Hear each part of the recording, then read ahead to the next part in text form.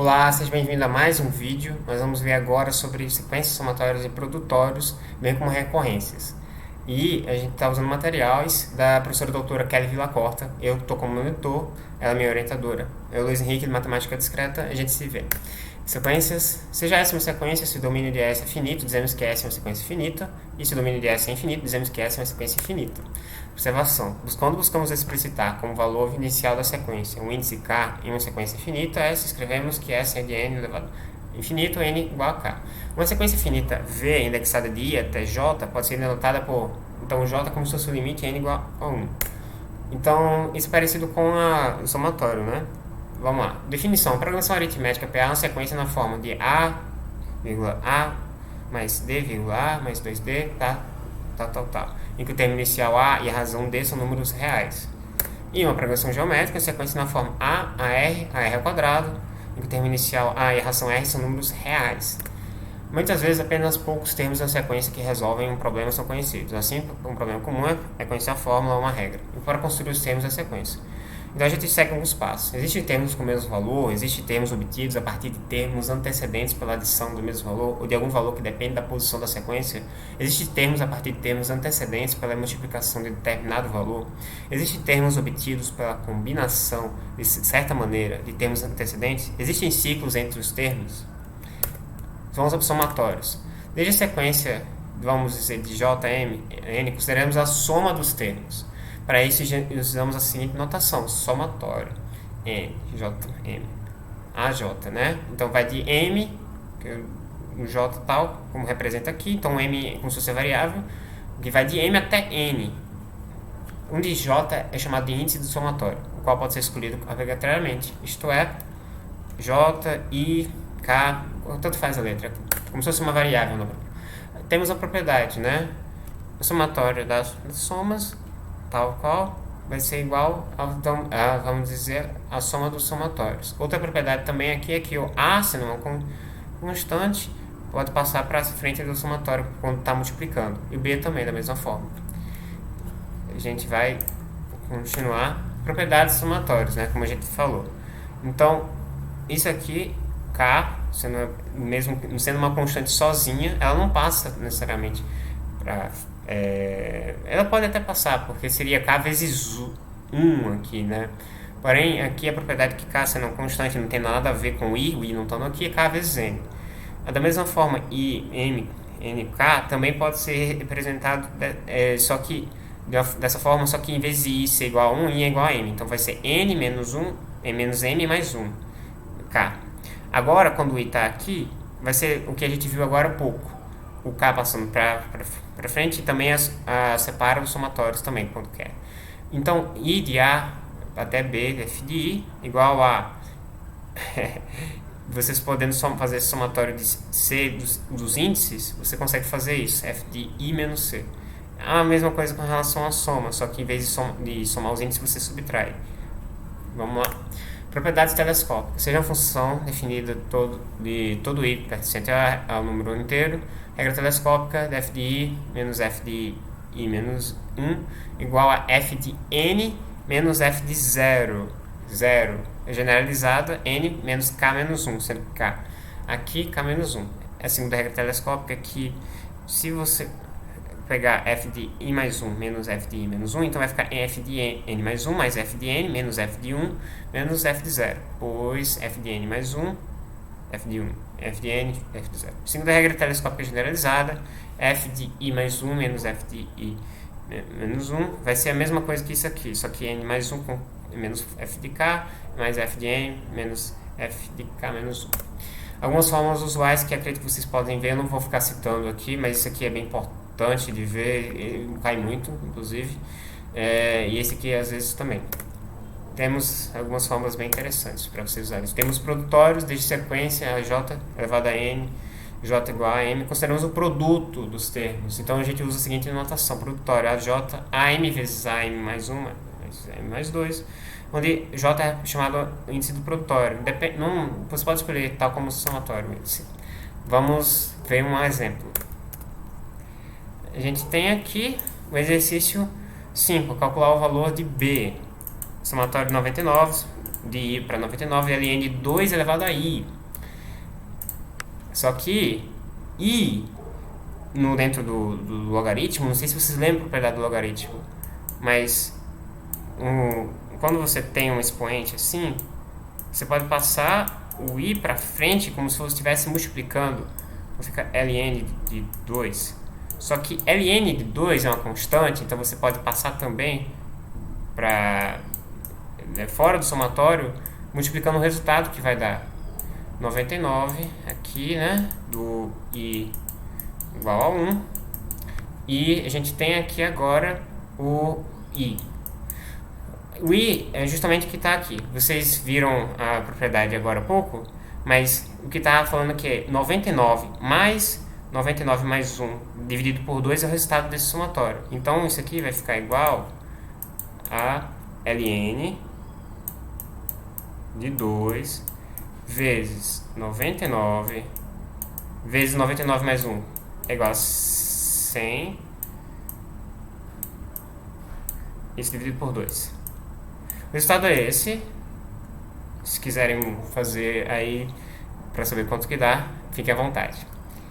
Eu espero que vocês tenham gostado dessa parte somatória. A gente vai ver a recorrência agora. Continuando agora recorrências. Muitas sequências são definidas por intermédio de uma regra que permite calcular qualquer termo em função dos antecessores imediatos. Ou seja, muitas sequências são definidas recursivamente.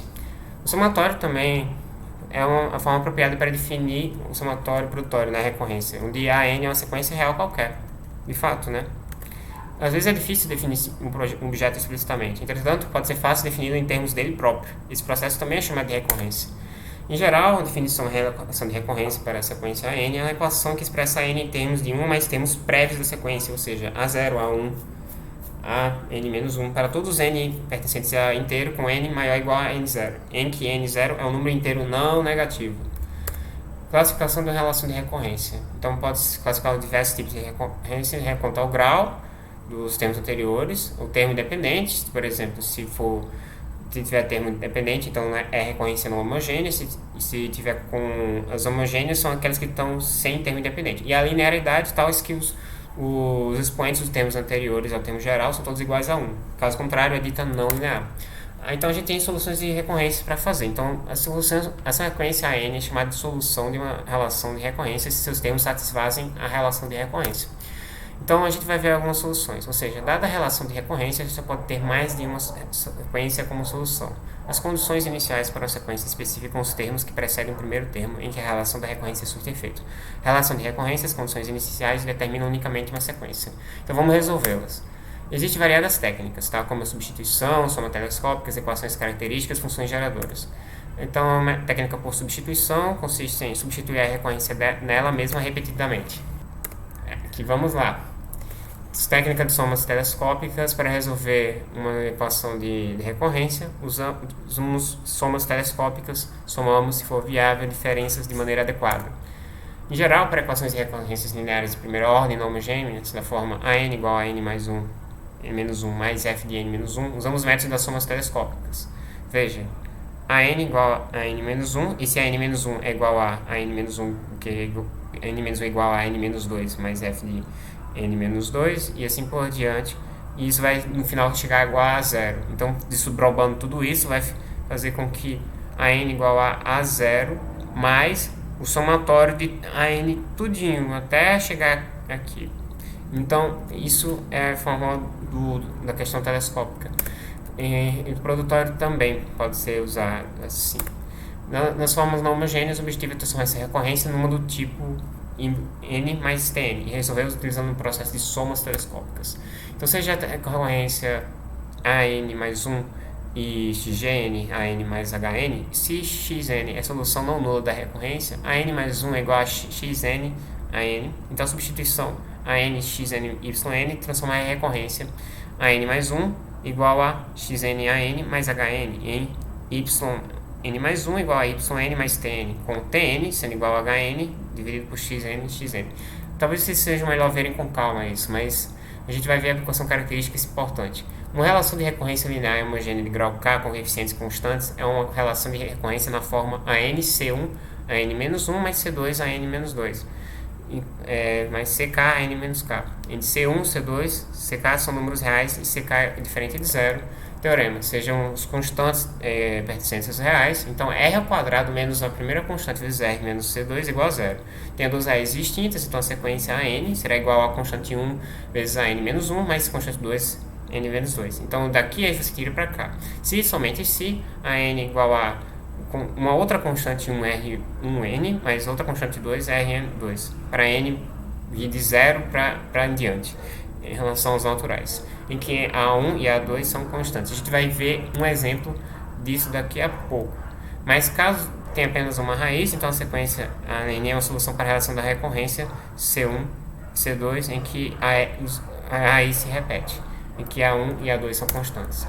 A função geradora nós não vamos ver agora, porque eu vou dar um exemplo agora de a última questão, letra E, com esses valores gigantes aqui, ó. AN, 3N menos 2AN, A0 igual a 200, A1 igual a 220, vamos lá. Aí peguei, numerei as equações e a gente fez aquele processo, né? Constante 3, então é menos 3, constante menos 2, mais 2. Por soma em produto, que é menos 3, dividido pela constante 1, vai ficar a soma 3, 2 menos 1, 2. Soma 3, produto 2, então as raízes provavelmente é 2 e 1. Porque 2 mais 1 é 3, 2 vezes 1 é 2, é isso mesmo. Então, a n, nesse caso, vai ser o seguinte, né? Vai ser A1, 2 elevado a n, mais A2, 1 elevado a n. Isso aqui é como se fosse a n só, né? Mas a gente vai passar agora para o passo 2, para descobrir quem é esses duas constantes aqui. A gente já viu, né? R ao quadrado, menos 3R mais 2 igual a 0, R1, 2, R2, 1. A gente conseguiu encontrar a parte da equação característica, n igual a alfa 1, 2 elevado a n, mais alfa 2, 1 elevado a n. Aí eu fiz aqui, eu descobri que A1, portanto, daqui é 220.